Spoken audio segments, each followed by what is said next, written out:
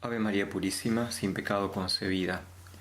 Hoy vamos a tocar tal vez un detalle, que es este museo, eh, museo, casa museo de Aljustrel, porque es una casa que donaron personas allegadas a la familia de Lucía, y el santuario lo ha transformado con muy buena mano, con mucha calidad, en un museo de cómo era una casa y todos los elementos de trabajo, porque en las casas justamente se guardaban los elementos para trabajar en el campo y todo lo que tenía que ver con la subsistencia de estas familias, ¿no?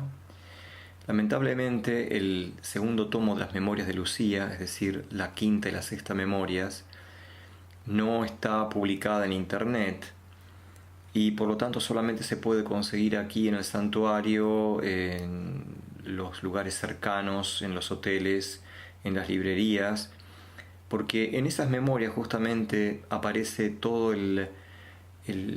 la maravilla de lo que era la familia, el trabajo, la convivencia en esta aldea y en sus alrededores. Recordemos que Aljustrel era un caserío de 20 personas y giraba en torno a Fátima, que era el pueblo central de la zona, digamos así, donde estaba la parroquia, donde estaba eh, todo el centro, digamos, de la vida de esta gente, ¿no? En esa quinta y sexta memorias aparecen todos estos detalles de la vida cotidiana, de la caridad de la mamá de Lucía y muy interesantes. Si alguna vez podés venir al santuario, tenés a alguien que venga, realmente no se lo pierdan, lleven un tomo, está en varias lenguas, para poder saborear. Pareciera a veces como que es un relato en comparación, por supuesto, con los relatos de las apariciones, como algo más secundario.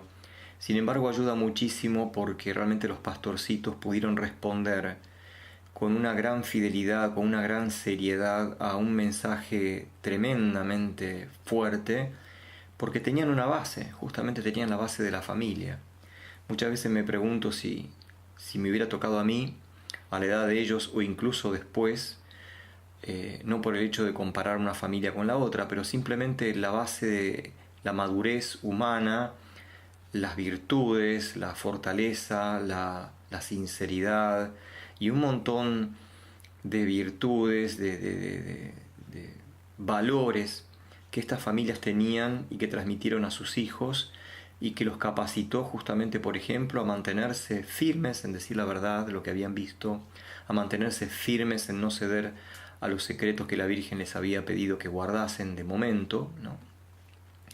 Y bueno, vemos estas imágenes que nos van mostrando un mundo duro, sin duda una vida ruda, una vida campesina, pero bueno, de alguna forma también estamos todos metidos en ciertos prejuicios y tendemos a ver, bueno, en primer lugar, el que habla, ¿no es cierto?, por una especie de prejuicio urbano que tenemos, o de desarrollo, o de modernidad, todo esto que estamos viendo como perteneciente a un mundo medieval, un mundo primitivo de gente poco, tal vez, evolucionada, formada o letrada, ¿no es cierto? Eh, Sin querer entrar en polémica, pero cuando vamos conociendo el mundo de estas familias, vamos viendo realmente una batería muy grande de bienes que de alguna forma tal vez se han perdido o están en riesgo, ¿no? Así que, pero bueno, es un tema para analizar y discutir, porque da para mucho. Realmente en estos momentos estamos sufriendo muchísimo eh, con todo lo que tiene que ver con la familia, porque la vemos muchas veces amenazada amenazadas, ¿no?, por diferentes cuestiones. Aquí, por ejemplo, lo que estamos viendo en lo que se palpa cuando uno se mete un poquito en el mundo del trabajo, de la convivencia familiar y social, es que había libertad económica, es decir, todas estas familias eran propietarias de medios de producción. Para estas familias, por ejemplo, no existía, no podían tener ni idea lo que significaba la palabra desempleo. Por supuesto que había gente que se contrataba en las cosechas, con el tema de los animales, para temas puntuales de construcción, y se le daba, si no un sueldo, se le daba en especie, es decir, en alimentos, en frutas, en animales vivos, pero la peste del desempleo no existía, no la conocían. Realmente era una palabra absolutamente desconocida para ellos. Evidentemente podían sufrir un descalabro climático que les arruinara rara vez sus cosechas, que pudiera una enfermedad, digamos, limitar o poner en riesgo parte de sus animales, pero el que de pronto la familia recibiera la novedad sorpresiva de que el padre o la madre y que toda la familia quedaba comprometida para comer, para seguir viviendo por el hecho de que se quedaban repentinamente sin trabajo, eso no existía. Evidentemente el trabajo era duro, rudo, exigente, muchas veces de lunes a lunes. Las ovejas no podíamos pretender que los animales, las ovejas, que hubiera un día en que dejaran de comer. Entonces los pastorcitos, por ejemplo, los domingos salían bien temprano con las ovejas para darles de comer y luego, antes del mediodía, para la misa dominical se acercaban a la parroquia. Es decir, una vida muy exigente, ¿no? Con el tema de la vivienda vemos, no son grandes casas, no son caserones. Se ve que en la construcción, por diferentes motivos, eran parcos, eran muy sobrios, ¿no? Pero vemos casas donde realmente los espacios no faltan, donde los veranos, por ejemplo, se utilizaba mucho la parte exterior, las sombras de las higueras, de las parras, de las vides, y por lo tanto llevaban una vida realmente sin esa clase de limitaciones que muchas veces tenemos y que asociamos necesariamente a un desarrollo, a un bienestar. No me voy a entrar en polémicas porque tal vez vos vivís en un departamento, en una zona céntrica. Cuanto más querías agregar un ambiente o ubicar ese departamento en una zona supuestamente mejor relacionada o ubicada, perdón la repetición, y has pagado fortunas. Estas familias tenían su casa, tenían sus campos.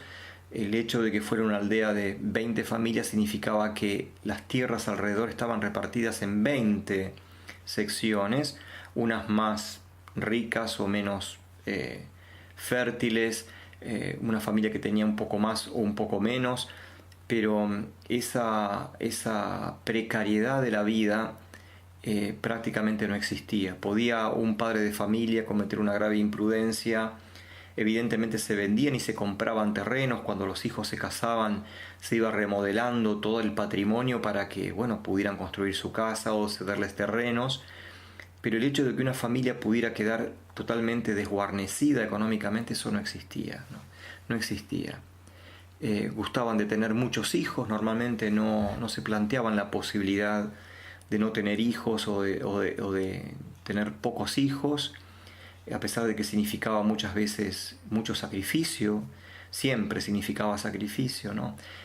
También significaba a veces la muerte de los hijos, era muy normal. Todos hemos escuchado a nuestras abuelas, bisabuelas hablar de que para una familia que tenía 3, 4, 5 hijos significaba haber perdido tal vez otro tanto, ¿no? Y en las familias de los pastorcitos esto era muy común. Pero bueno, estamos viendo imágenes y más que ver lo que estamos viendo, que son elementos, utensilios de trabajo, los ambientes, los muebles, meditar un poquito en esto.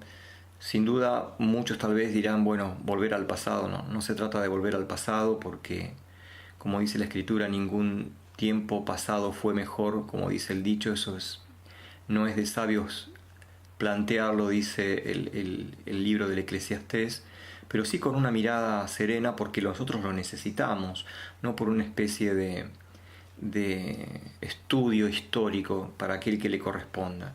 Nosotros estamos realmente viendo para que la familia pueda desarrollarse, seguir viviendo, y aquí vemos cómo a pesar de la dureza y la precariedad de la vida, ellos realmente desarrollaban una serie de valores que tenemos que observar para ver cómo, sin querer imitar formas o volver al pasado, porque es imposible, digamos de alguna forma, como algunos dicen hoy en día, ¿no? Buscar un sistema más justo, más equitativo, que permita tener hijos, que permita vivir sin estos sobresaltos tan tremendos en un mundo laboral, social, familiar como el que estamos viviendo, con muchas complicaciones. Bueno, era este paso por este museo y ahora seguimos en Aljustrel con alguna cosa más que nos falta muy importante y ya vamos como llegando al final de esta serie Visitar Fátima. Que Dios te bendiga y nos vemos en el próximo, si Dios quiere.